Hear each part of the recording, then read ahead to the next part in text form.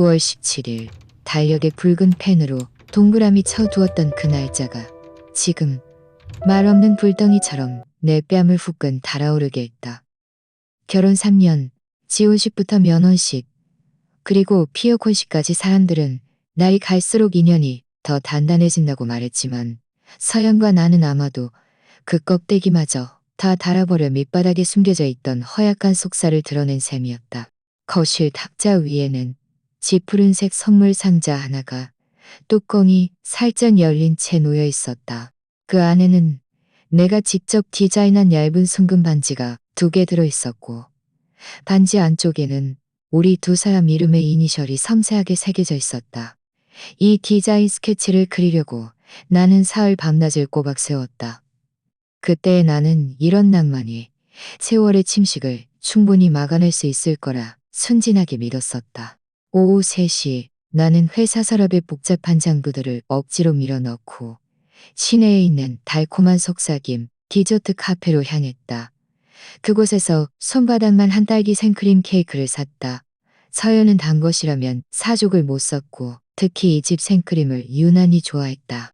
그녀는 항상 눈을 감고 9월의 구름처럼 가볍고 느끼하지 않은 맛이라고 표현하곤 했다. 지난 모든 기념일마다 우리는 아무리 바빠도 시간을 내어 함께 축하하곤 했다. 공기 중에는 가을 특유의 건조한 기운이 감돌았다. 나는 시동을 걸고 핸들 위로 손가락을 말없이 두드렸다. 저녁에 새로 생긴 프랑스 식당에 그녀를 데려갈 계획을 세웠다. 이것이 깜짝 선물일까? 아마 그럴 것이다. 최근 몇 달간 그녀는 항상 불안해 보였고 귀가 시간도 점점 늦어졌다. 내가 물으면 그녀는 야근, 프로젝트, 너무 피곤하다는 등 건조한 말들로 얼버무렸다. 그 알 수 없는 불확실성은 마치 가느다란 덩굴처럼 소리 없이 내 심장을 감싸 안았다. 나는 다시 한번 그것을 억지로 끊어내고 짓눌렀다. 3년이나 됐는데 설마 그럴 리가. 차가 아파트 지하 주차장으로 미끄러져 들어가 주위는 순식간에 정적에 휩싸였다. 어둠 속에서 오직 계기판의 푸른빛만이 고요히 숨 쉬고 있었다. 그때 화면이 예고 없이 환하게 켜졌다. 서연 2 글자가 불쑥 튀어나왔고 내 심장도 쿵 하고 크게 울렸다. 나는 헛기침을 하고 일부러 목소리를 차분하게 가라앉혔다. 여보, 아직 회사야. 수화기 너머로 들려오는 그녀의 목소리는 일부러 경쾌하게 꾸민 듯 했지만 배경은 비정상적으로 조용했다. 사무실의 소음과는 거리가 멀었다. 나는 앞 유리 너머로 차가운 콘크리트 벽을 응시하며 핸들을 꽉 잡았다. 마무리 작업 중이야. 전화 저편에서 잠시 침묵이 흘렀다. 그녀의 말은 갑자기 빨라졌다. 나 기다리지 마. 오늘 밤 갑자기 야근해야 해. 큰 고객이라서 당신 혼자 맛있는 거 먹어. 케이크는 다음에 같이 먹자. 내 손톱이 핸들, 가죽에 거의 파고들 지경이었다. 어떤 고객? 새로 맡은 프로젝트 담당 팀장? 성은 미 씨라 당신은 모를 거야. 그녀의 목소리 끝에는 감추기 어려운 초조함이 묻어 있었다.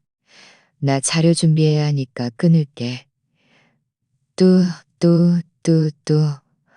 바쁜 통화 종료음은 마치 날카로운 칼날처럼 내 귓바퀴를 베었다. 화면이 꺼지자 흐릿한 내 얼굴이 비쳤다. 미 씨? 그 이름은 이미 오래전 대학 시절 기억 저편에 묻어두었던 이름이었다. 그런데 지금 그것은 마치 얼음처럼 차가운 강철 바늘처럼 예고 없이 내 뇌리를 질러왔다. 엔진이 낮게 으르렁거리며 차가 다시 움직였다. 이번에는 핸들이 집이 아닌 다른 방향으로 꺾였다. 내비게이션의 목적지는 성동의 스카이뷰 호텔이었다. 지난주 수요일 서연의 절친인 하늘이 SNS에 사진 한 장을 올렸는데 위치가 바로 그 호텔이었다. 사진 밑에는 우리들의 비밀 아지트라고 적혀 있었다. 서연은 좋아요를 누르고는 장난스럽게 댓글을 달았다. 다음엔 나도 데려가줘. 하늘은 곧바로 답글을 달았다. 걱정 마. 벌써 1808호 예약해뒀지. 최고야. 서연은 포옹 이모티콘으로 답했다. 1808호. 나는 이 숫자를 속으로 되뇌었다. 차는 혼잡한 차량 흐름 속으로 합류했고 핸들은 얼음처럼 차가웠지만 내 손바닥에서는 식은땀이 배어나왔다. 시간은 마치 한없이 늘어나는 고무줄처럼 느껴졌다. 1초 1초가 내 신경을 격렬하게 울렸다. 빨간불은 끝없이 이어졌고 숨 막히게 길게 느껴졌다. 머릿속은 텅 비어있는 것 같으면서도 동시에 수많은 유리 조각이 가득 차 있어 심장이 뛸 때마다 미친 듯이 부딪히는 것 같았다.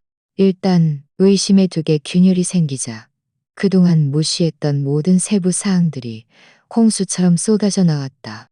그녀의 재킷 컬러에 가끔 묻어있던 낯선 남자 향수 냄새, 휴대폰 화면을 응시할 때 그녀의 입꼬리가 무심코 올라갔다가 재빨리 감추던 그 은밀한 미소, 그리고 한 번은 그녀가 벗어놓은 옷주머니에서 발견한 고급 레스토랑의 블랙카드. 카드 소유자의 이름은 전혀 낯설었다. 그때 그녀는 어깨를 으쓱하며 하늘에 거시하고 대수롭지 않게 말했었다. 스카이뷰 호텔의 거대한 건물이 눈앞에 우뚝 솟아 있었다. 예선형 유리 외벽은 도시의 풍경을 수많은 조각으로 잘라내며 거대하고 차가운 보석 상자처럼 보였다. 나는 차를 세우고 케이크가 든 작은 종이 봉투를 들고 곧장 엘리베이터로 향했다. 봉투 손잡이에 가는 끈이 피부를 희미하게 아프게 했지만 이 미세한 통증이 나를 기이할 정도로 또렷하게 유지시켜 주었다. 빛나는 거울에는 내 얼굴이 비쳤다. 정장 차림에 표정은 무감각할 정도로 평온했고 오직 두 눈만이 죽은 듯 차가운 비닐 같았다. 18층 복도에는 두꺼운 양목 카펫이 깔려 있어 내 발걸음 소리를 흡수했다. 공기 중에는 값비싼 향초에 침착하면서도 은밀한 향기가 짙은 소나무 숲처럼 감돌았다. 1808호. 그 호실 번호는 부드러운 간접 조명 아래 차가운 금속 광택을 띠고 있었다. 가까이 다가갈수록 심장은 오히려 더 평온해졌다. 무한한 쉬면으로 추락하는 무거운 납덩이처럼 평온했다. 우스꽝스러웠던 짝 선물에 대한 생각은 이미 산산조각 나버렸다. 지금의 나는 그 공들여 칠해진 유화 아래에 어떤 추악한 얼굴이 숨겨져 있는지 직접 확인하고 싶을 뿐이었다. 문은 살짝 열려 있었다. 아물지 않는 상처처럼 좁은 틈새로 복도보다 더 따뜻하고 애매모호한 빛이 새어나왔다. 그 소리는 마치 얼음 낚시에 잡힌 물고기가 물 밖에서 아가미를 벌리고 허우적거리는 것 같았다. 내 손가락이 문에 닿았다. 차가운 나무결 위에서 1초간 멈췄다가 나는 힘껏 문을 밀어 열었다. 문이 열리자 빛이 세차게 쏟아져 나왔고 에어컨 온풍 특유의 건조한 공기가 뒤섞여 밀려왔다. 눈앞의 모든 것이 과다 노출된 필름처럼 어지러운 충격과 함께 내 시야를 강타했다. 방안은 난장판이었다. 값비싼 실크 넥타이는 죽어가는 뱀처럼 소파 팔걸이에 축 늘어져 있었고 여자 하이힐 한 짝은 현관에 쓰러져 있었고 다른 한 짝은 어디로 갔는지 알 수 없었다. 공기 중에는 향수, 알코올, 그리고 끈적끈적한 정육이 뒤섞여 있었고 그 뒤에 따라오는 달콤한 향은 역겨울 정도였다. 시선이 멈춘 곳은 거대한 침대였다. 순백의 침대 시트는 구겨진 휴지, 몽치처럼 흩어져 있었다.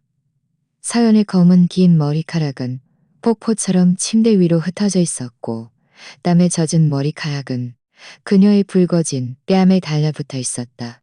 그녀는 얇은 이불에 대충 몸을 감싸고 있었고 둥근 어깨와 섬세한 쇄골이 드러나 있었다. 민주는 반쯤 몸을 일으켜 문을 등지고 있었는데 유려한 등 근육이 선명하게 드러났다. 두 사람은 가장 원시적이고 추악한 자세로 서로 얽혀 있었다. 시간은 이 순간 완전히 응고되었다. 내 침입은 마치 끓는 기름 냄비에 뜨겁게 달궈진 쇠붙이를 던져 넣는 것과 같았다. 침대 위에 두 사람은 순간 얼어붙었다. 민주는 휙 하고 고개를 돌렸다. 수많은 여대생들의 선망의 대상이었던 그의 수려하고 단정한 얼굴은 핏기가 싹가시고 미처 감추지 못한 노골적인 경악과 당황함만이 남아 있었다. 그 표정은 현장에서 붙잡힌 도둑 같았다. 서연은 마치 온몸의 뼈가 순간적으로 뽑혀나간 듯했다. 그녀의 아름다운 눈은 크겠다. 그녀의 아름다운 눈은 크게 뜨여 있었고 그 동공 속에는 뭔가에 서 있는 내가 선명하게 비쳤다. 혼란스러움은 순식간에 극도의 공포로 바뀌었고 방 안에는 중앙 에어컨의 낮은 바람 소리와 세 사람의 무겁고 숨 막히는 숨소리만이 남아 있었다. 나는 두 걸음 앞으로 나아갔다. 두꺼운 카펫에 밟히는 가죽 구두 소리는 둔탁하고 거의 들리지 않았다. 나는 손에 든 딸기 케이크가 든 종이봉투를 문양 낮은 수납장 위에 천천히 그리고 흔들림 없이 내려놓았다. 그 침착한 움직임에 나 자신조차 섬뜩함을 느꼈다. 이어서 나는 고개를 들었고 내 시선은 불꽃처럼 날카로운 칼날처럼 정확하게 침대 위 남녀에게로 향했다. 내 목소리는 매우 평온했다. 나 자신조차 낯설게 느껴질 정도로 평온했다. 마치 오늘 날씨를 무심하게 묻는 것 같았다. 재밌었어? 죽음 같은 정적. 공기는 순식간에 빨려나간 듯 무거운 수정처럼 굳어져 사람을 숨막히게 짓눌렸다.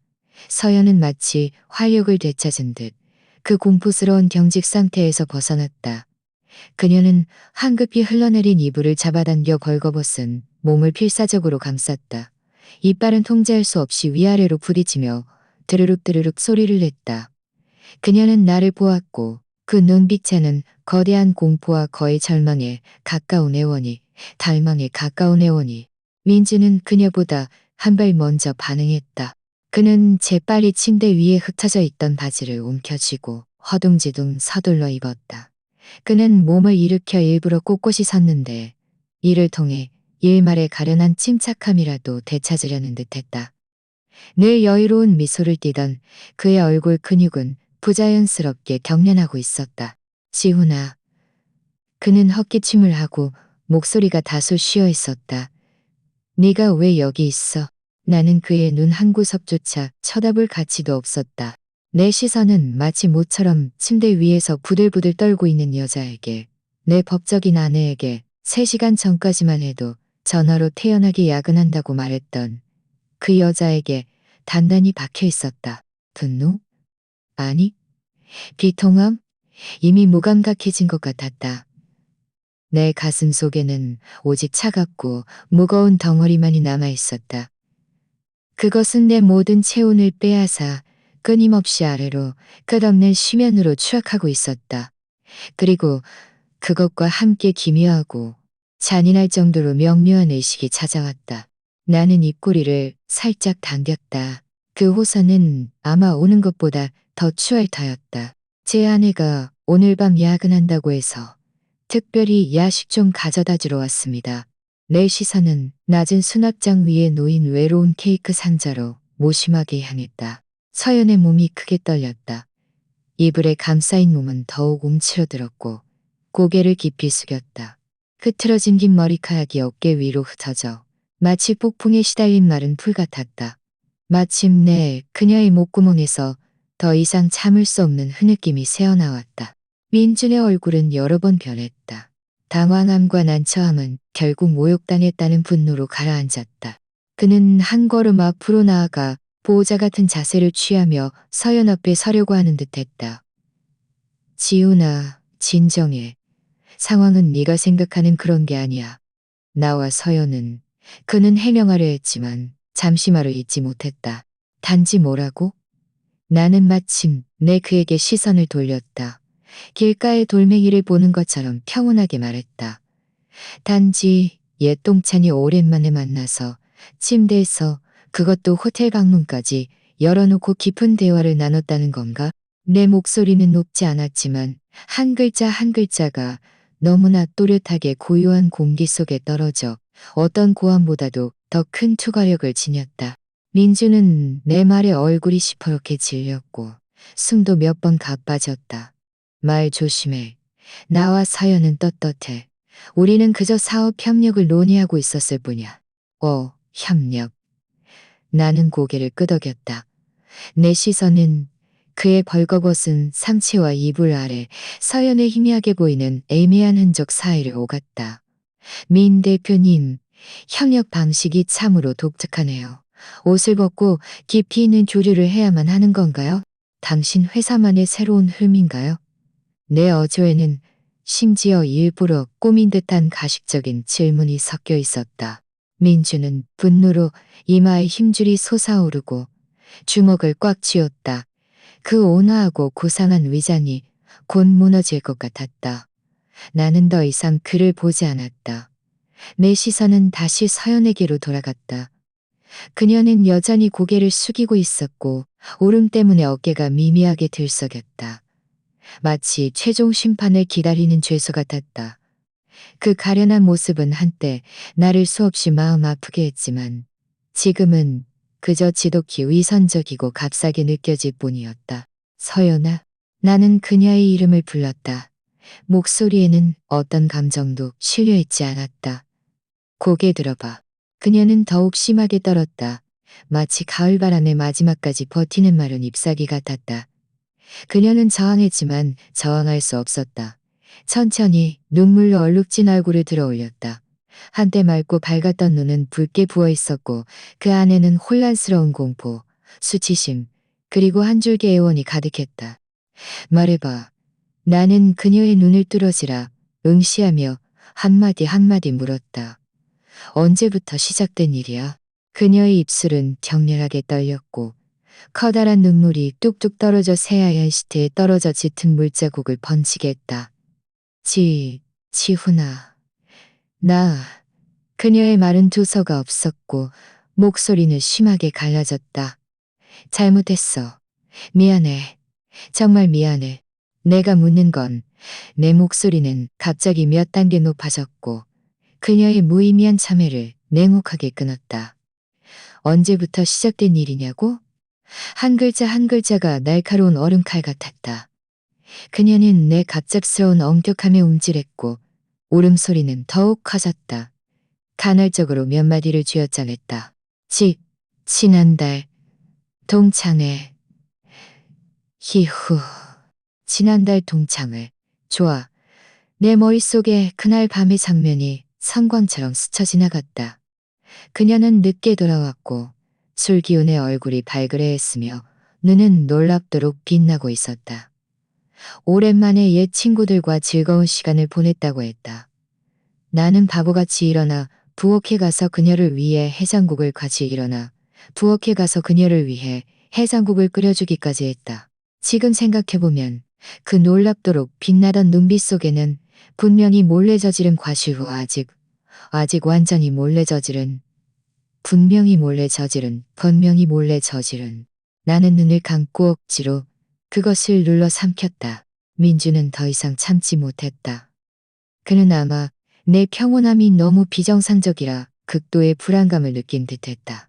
그는 반걸음 앞으로 나아가 주도권을 되찾으려는 듯 거만한 어조로 자신만만한 충고를 건넸다. 지훈아, 여기서 더 말해봤자 소용없어. 서연이 네게 잘못한 건 맞지만 사랑이라는 게 누가 어떻게 될지 알 수 있겠어? 억지로 매달린다고 될 일이 아니잖아. 넌 남자니까 좀 품위 있게 행동해. 그 말은 마치 서연의 마음속 마지막 희망의 불씨를 지핀 것 같았다. 그녀는 갑자기 고개를 들고 눈물 어린 눈으로 나를 바라보았다. 마치 지푸라기라도 잡는 심정인 듯 혹은 어떤 결심을 필사적으로 표명하려는 듯했다. 맞아, 지훈아. 내가 미안해. 하지만 나도 모르게 우리 이혼하자. 제발 부탁이야. 우리를 놓아줘. 그녀의 목소리는 날카로워졌고 파산하는 대처럼 비참하게 울렸고 너희를 놓아줘? 나는 눈앞에 흐트러진 옷차림과 초라한 자세의 남녀를 바라보았다. 한 명은 내가 평생을 지키겠다고 맹세했던 아내였지만 지금은 눈물을 흘리며 옆에 있는 이 남자를 위해 나에게 놓아달라고 애원하고 있었다. 다른 한 명은 대학 시절부터 내가 눈여겨보지도 않았던 자였지만 이제 내 아내를 품에 안은 소위 성공한 사업가였다. 너희를 놓아줘. 나는 이 몇 글자를 입안에서 되씹었다. 마치 이런 우스꽝스러운 농담을 처음 듣는 것처럼 나는 심지어 작게 웃기까지 했다. 그 웃음소리는 죽음 같은 방 안에서 유난히 튀었고 기괴하고 차가운 기운을 풍겼다. 민준의 눈썹은 순간적으로 찌푸려졌고 서연은 울음을 뚝 그치고 공포에 질린 채 나를 바라보았다. 나는 그 우스꽝스러운 웃음을 거두고 다시 그들을 훑어보았다. 사람을 섬뜩하게 할 정도로 평온하게. 서연아. 내 목소리는 이전의 평온함을 되찾았고 심지어 상고처럼 기묘한 확신이 담겨 있었다. 이혼은 당연히 할 거야. 서연의 눈에 순간 한 줄기 희망의 빛이 스쳤지만 그 빛은 곧 더 깊은 공포에 삼켜졌다. 왜냐하면 내 다음 말 한마디가 너무나 또렷하게 그녀의 심장을 간마디가 너무나 또렷하게 그녀의 심장을 다녀의 심장을 그녀의 심장을 그리고 좋게 헤어지는 것 말인데 내 시선은 민준의 애써 침착한 얼굴을 향했고 입꼬리는 극도로 차가운 호선을 그렸다. 걱정 마. 시끄럽게 굴지 않을 테니까. 내 시선은 마지막으로 민준의 얼굴에 머물렀다. 정확히 2초간.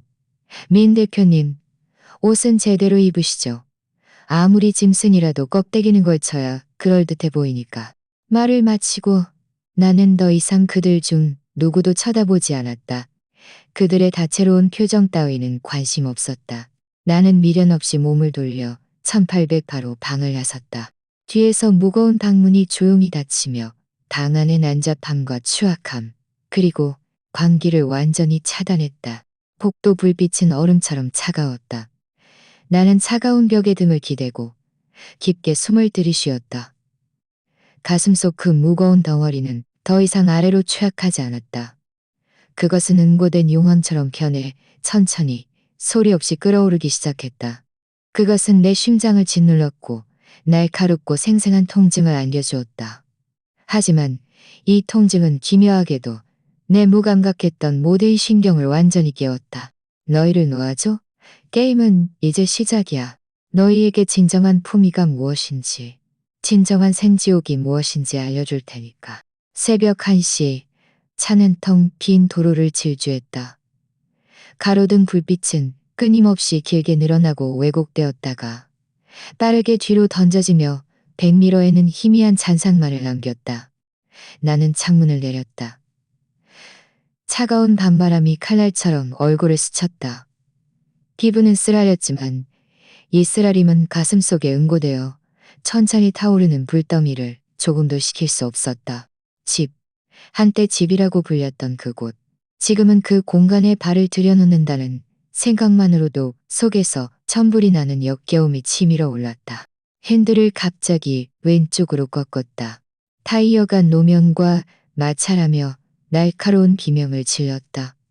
차는 아무도 없는 사거리에서 급회전을 했다. 목적지는 회사였다.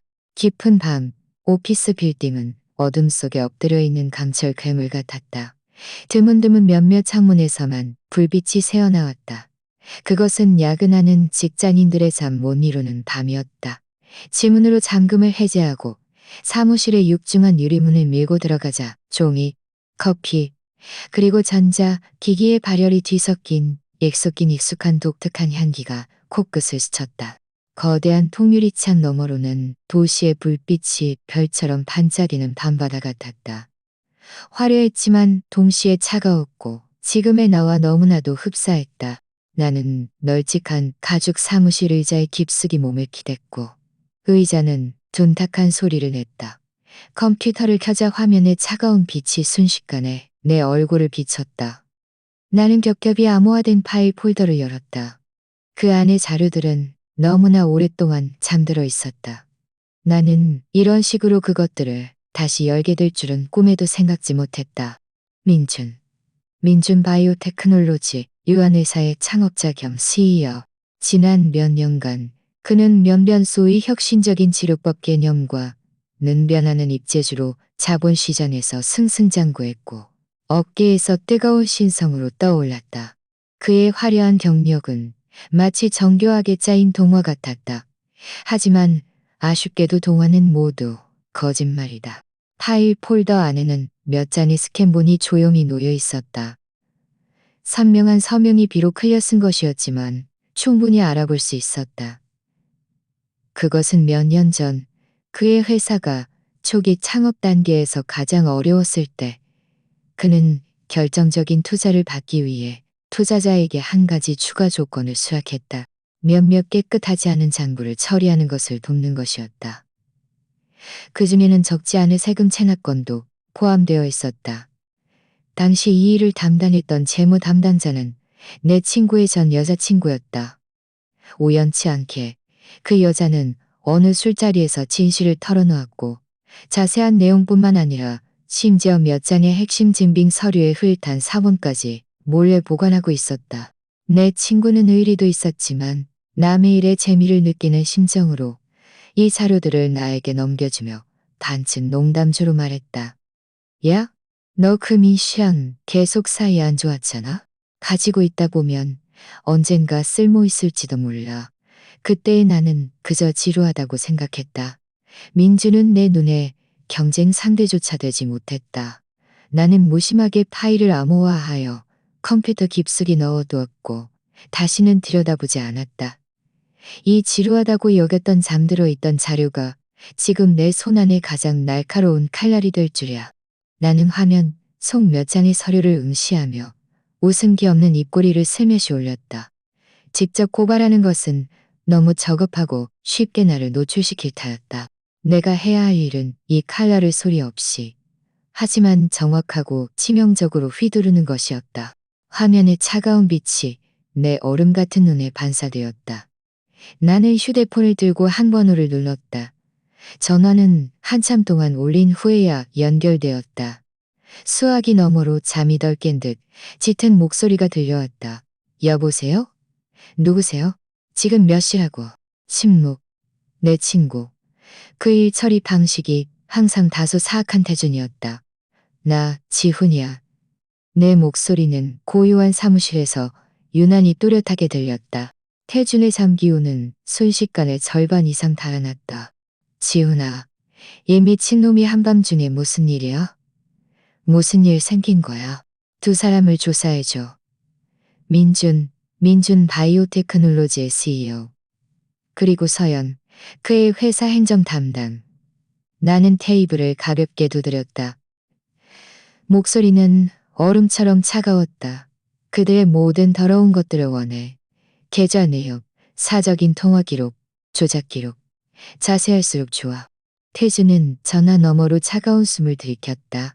민준, 그 한창 잘 나가는 바이오 신성 말이야. 너 그 자식이랑 붙었어. 그 자식이 내 아내를 건드렸어.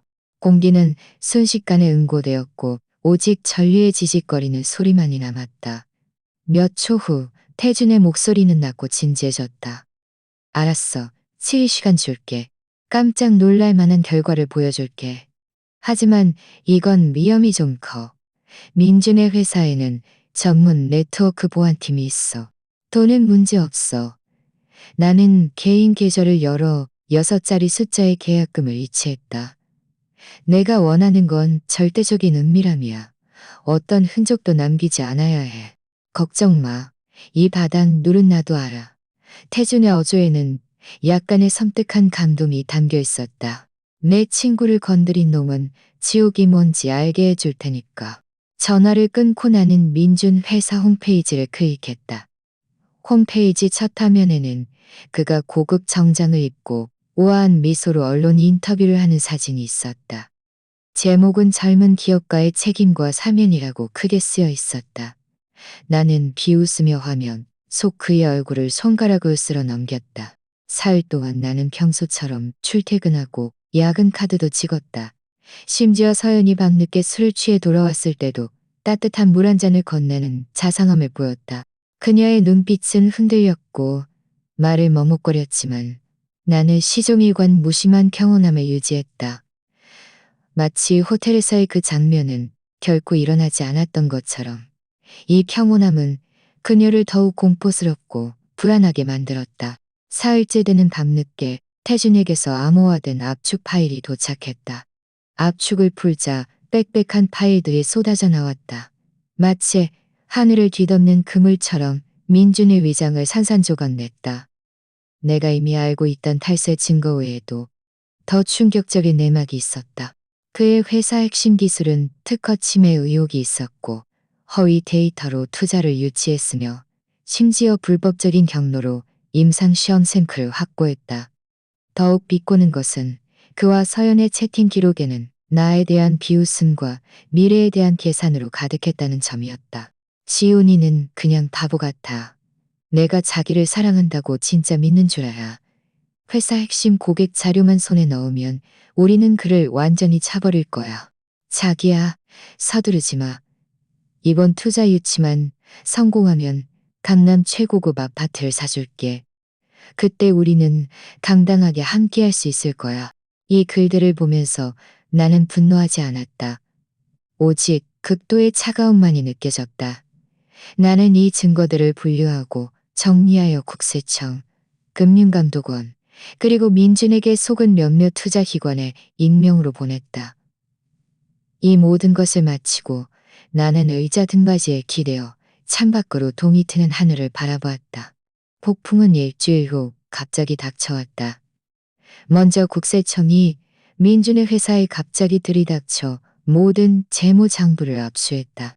이어서 금융감독원이 민준 바이오테크놀로지의 핵심 제품에 특허 침해 문제가 있음을 지적하는 공고를 발표했고 즉시 판매 중단 명령과 막대한 벌금에 직면하게 되었다. 투자기관들은 속았다는 사실을 알고 일제히 투자를 철회하고 소송을 제기했다. 회사 주가는 곤두박질 쳤고 단 4일 만에 80%가 하락하여 파산 직전에 놓였다. 깐때 젊은 재계스타였다.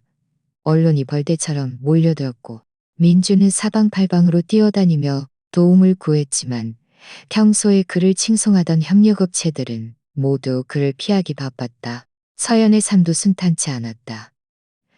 그녀는 행정 담당자로서 일부 불법적인 운영에 가담했고 회사로부터 정직 처분을 받고 조사를 받게 되었다. 그녀를 더욱 무너뜨린 것은 민준이 자신을 보호하기 위해 모든 책임을 그녀에게 전가했다는 사실이었다.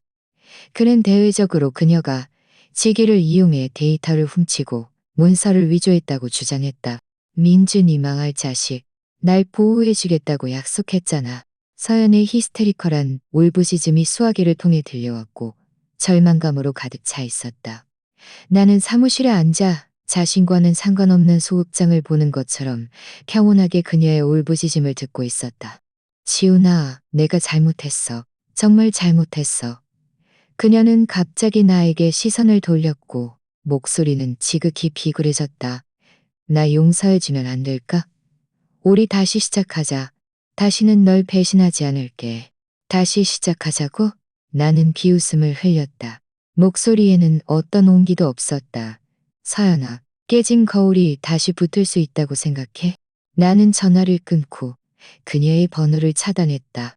그때 태준에게서 메시지가 왔다. 민준의 불법 임상 시험 샘플이 의료사고로 이어졌어. 피해자 가족들이 이미 경찰에 신고했으니 아마 잡혀갈 확률이 높아. 서연 쪽은 회사 공금을 몰래 빼돌린 걸 찾아냈어. 지금 도주 준비 중인 것 같아. 마가. 나는 답장했다. 증거를 경찰에 넘겨. 내 손을 더럽히고 싶지 않지만 그들이 저지른 일에 대해 가장 비참한 대가를 치르게 할 거야. 단개월 후 민주는 탈세, 사기, 불법 경영 등 여러 혐의로 체포되었고 그를 기다리는 것은 길고 긴 감옥 생활이었다. 그의 회사는 파산을 선고받았고 자산은 경매로 팔려나가 빚을 갚았다. 서연은 횡령죄로 기소되어 결국 징역 3년을 선고받았다. 그녀가 애써 가꾸었던 모든 것은 물거품이 되었고 한때 화려했던 겉모습은 온통 초라함과 비참함으로 얼룩졌다. 그날 나는 법원에 가서 방청했다. 그들이 경찰에 끌려갈 때 얼굴에 드러난 절망적이고 일그러진 표정을 보면서 내 마음속에는 어떤 쾌감도 없었다. 오직 모든 것이 제자리를 찾았다는 평온함만이 느껴졌다. 법원을 나서자 햇살이 눈부셨다. 나는 휴대폰을 꺼내 그 암호화된 파일 폴더를 완전히 삭제했다. 그 추악했던 기억들과 함께 묻어버렸다. 나는 원래 다니던 회사를 그만두고 그동안 쌓아온 자원과 인맥으로 내 기술 회사를 설립했다. 뛰어난 기술력과 성실한 경영 덕분에 회사는 빠르게 업계에서 자리를 잡았다. 1년 후 한업계 포럼에서 나는 소연을 만났다. 독립적이고 유능한 여성 투자자였다. 그녀는 내 재능과 끈기를 높이 평가했고 나는 그녀의 안목과 추진력에 감탄했다. 우리는 협력 파트너에서 점차 영혼이 맞는 동반자로 발전했다. 그날 밤 우리는 강변을 나란히 걸었다. 강바람이 부드럽게 불어왔고 은은한 꽃향기가 실려 있었다. 과거의 일들은 다 내려놨나요? 소연이 조용히 물었다. 나는 멀리 있는 불빛을 바라보며 고개를 끄덕였다. 내려놓았어. 나를 아프게 했던 사람들은 마땅한 벌을 받았고 나도 새로운 방향을 찾았어. 나는 더 이상 배신단에 무너진 지훈이가 아니야. 더 이상 복수에만 매달리는 복수자도 아니야. 심연의 세례를 겪고 나는 더 성숙하고 강인해졌어. 사실 소연이 고개를 돌리며 부드럽고 확고한 눈빛으로 말했다. 진정한 복수는 상대방을 파멸시키는 것이 아니라 자신이 더 잘 사는 것이에요. 당신은 해냈어요. 나는 그녀의 손을 잡았다. 따뜻하고 힘이 있었다. 맞아. 진정한 복수는 결코 증오에 갇히는 것이 아니라 상처를 안고 태양을 향해 나아가는 거야. 그 모든 어둠은 앞길을 밝혀주는 등대가 되어 지금의 행복을 더욱 소중히 여기게 해줬어. 휴대폰이 진동했다. 회사팀에서 온 메시지였다. 우리 신제품이 투자 유치에 성공했습니다. 나는 웃으며 답장했다. 수고 많았어. 저녁에 축하 파티하자. 휴대폰을 내려놓고 나는 소연의 눈을 바라보며 진지하게 말했다. 고마워. 다시 사랑을 믿게 해줘서. 그리고 인생에서 가장 의미 있는 일이 과거의 증오에 침잠하는 것이 아니라 미래의 희망을 굳는 것이라는 걸 깨닫게 해줘서. 소연은 발끝으로 키를 높여 내 이마에 가볍게 입 맞췄다. 고마워해야 할 사람은 당신 자신이에요. 단 한 번도 희망을 포기하지 않았으니까. 가로등 아래 우리의 그림자는 길게, 아주 길게 늘어졌다. 나는 이것이 이야기의 끝이 아니라 새로운 시작이라는 것을 안다. 앞으로의 길은 아직 멀지만 나는 이미 준비되었다. 사랑과 용기를 가지고 진정한 나 자신으로 살아가기 위해.